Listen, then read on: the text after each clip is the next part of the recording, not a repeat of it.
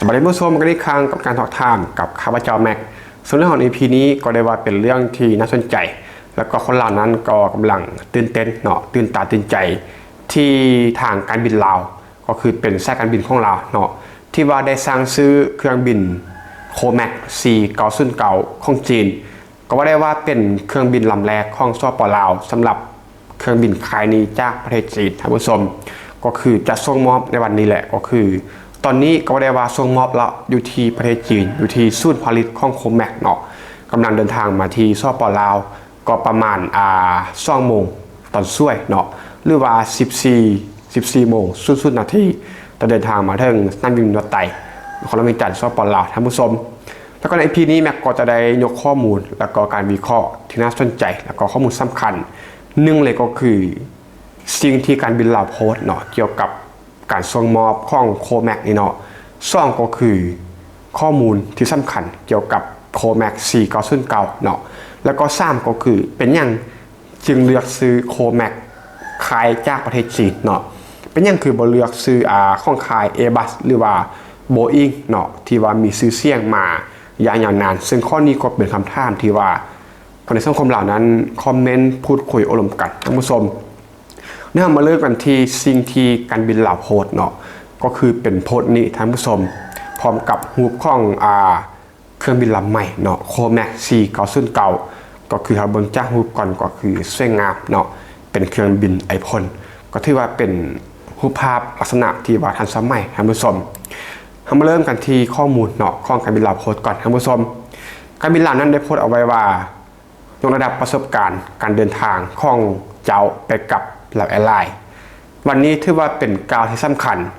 เมื่อเรามอบรับกุญแจเครื่องบินโคแม็ก4909อย่างเป็นทางการที่ศูนย์ส่งมอบของโคแม็กแม่ผมว่าตอนนี้เนาะจากรูปภาพนี้ก็คือเป็นศูนย์ประกอบศูนย์ผลิตโคแม็กที่ประเทศจีนได้มีการส่งมอบอยู่ที่จีนเป็นเทียบฮอดท่านผู้ชมพวกเรารู้สึกตื่นเต้นที่จะแนะนำอากาศยานลำใหม่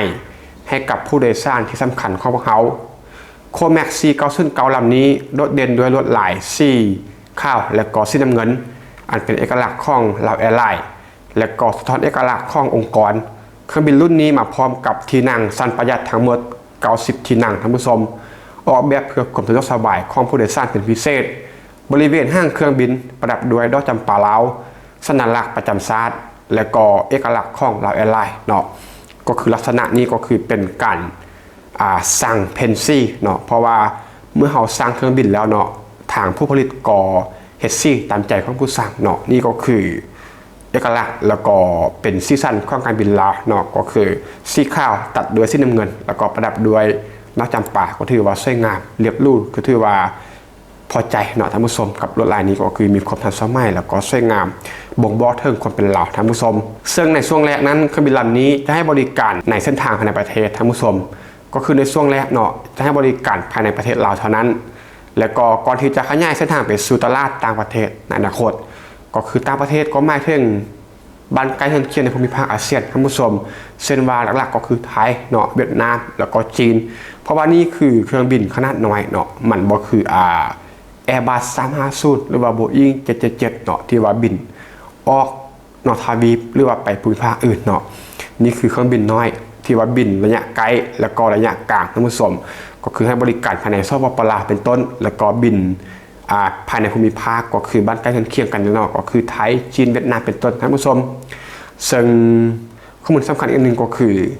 เตรียมตัวให้พร้อมโคแม็ก4909จะเดินทางมาถึงท่าอากาศยานนานาชาติวัดไต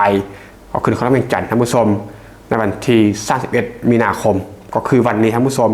อีกบอกได้เสมอข้างหน้าเนาะเพราะว่าตอนไม่อัดคลิปนี้ก็คือประมาณเกือบเที่ยงท่านผู้ชมแล้วก็เวลาประมาณ14 โมงนาทีหรือว่า2 โมงตอนช่วยเนาะถ้าเป็นคนลาวก็คืออีกตึม2 ชั่วโมงเท่านั้นเครื่องบินลำนี้เดินทางมาถึงสนามบินวัดไตเขาเวียงจันทร์สป.ลาวท่านผู้ชมในตอนที่ท่านผู้ชมได้ฟังคลิปขณะนี้ก็น่าจะเดินทางมาฮอดเนาะเพราะว่าตอนไม่อัดคลิปนี้ก็คือตอนบ่ายละ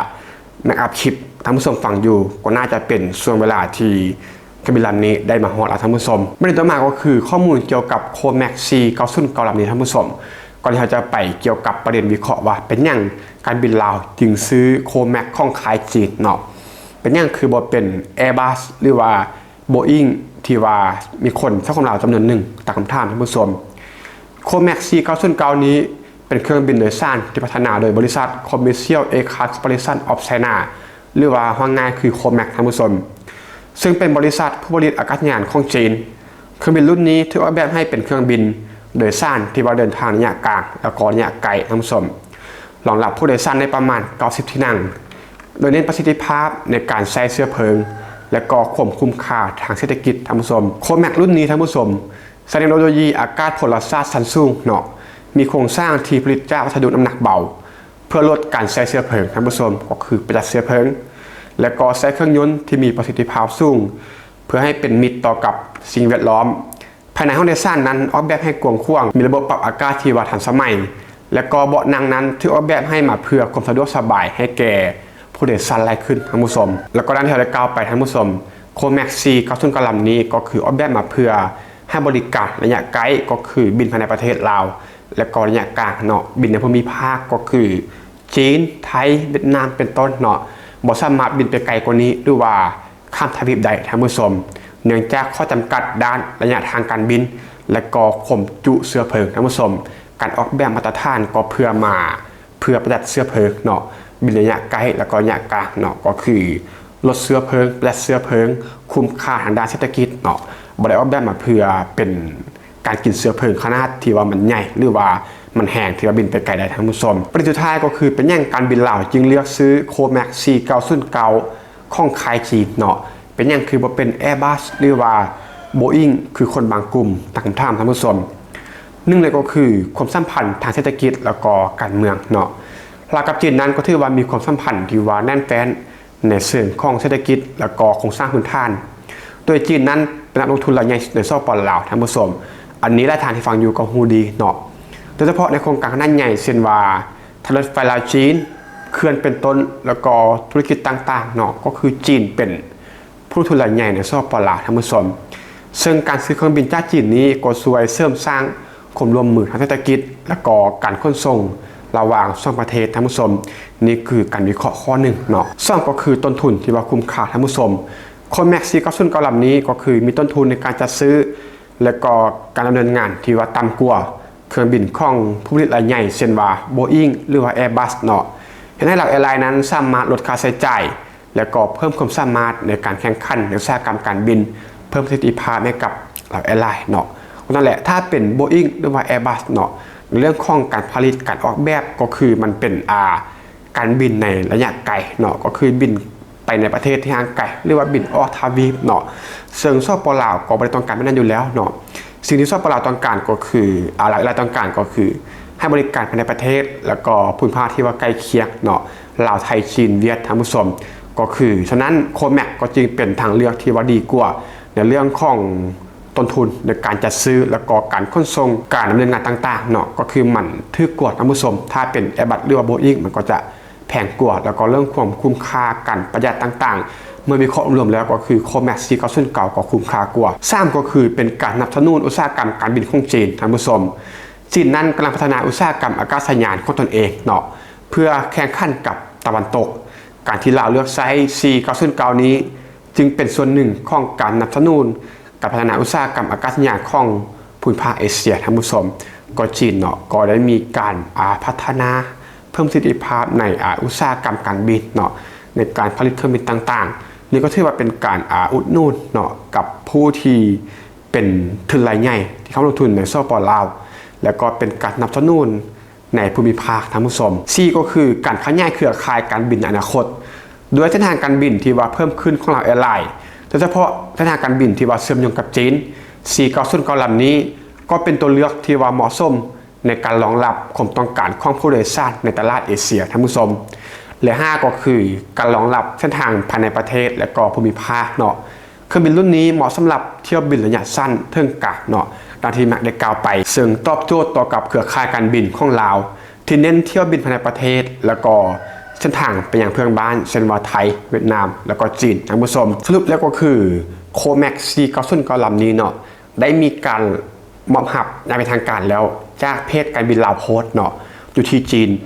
และก็จะเดินทางมาถึงสปป.ลาวใน ของเราเวียงจันทร์เนาะหน้าบินปัตไตก็คือ2 โมงตอนช่วยหรือว่า14 โมง00 นาทีของวันนี้เนาะท่านผู้ชมฟังอยู่ก็อาจจะมาเทิงเนาะก็คือมาเทิงแน่นอนละเพราะมันอาจจะลงคลิปตอน 3-4 โมงแรงท่านผู้ชมหรือว่า5 โมงก็ว่ากันไปเนาะแล้วก็เครื่องบินลำนี้ก็คือออกแบบมาเพื่อบินระยะกลางแล้วก็ไกลเนาะโดยเฉพาะก็คือให้บริการภายในสปป.ลาวแล้วก็อาจจะบิน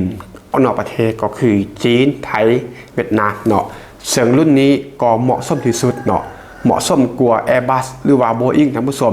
ถ้าวอลถึงต้นทุนในการดำเนินงานต่างๆแล้วก็เรื่องของการยัดเสื้อเพลิงเนาะ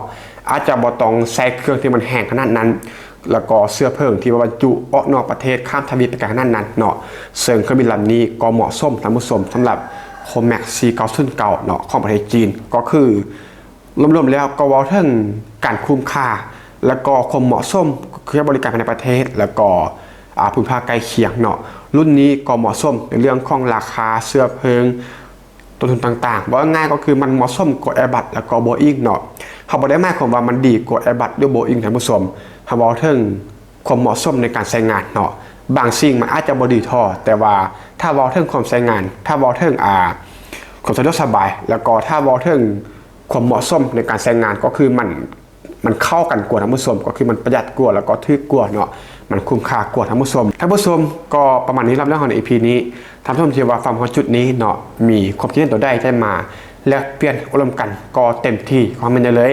ถ้าพอแล้วรู้สึกว่าเนื้อหานั้นมีสาระมีประโยชน์เนาะกำลังใจได้ง่ายเพียงแต่กดไลค์คลิปแล้วก็กดตามเอาไว้นี่คือกำลังใจของการคลิปต่อๆไปและใน EP นี้ก็ต้องขอบใจทุกท่านมาสมัครฟังพบกันใหม่ใน EP ต่อไปขอบใจ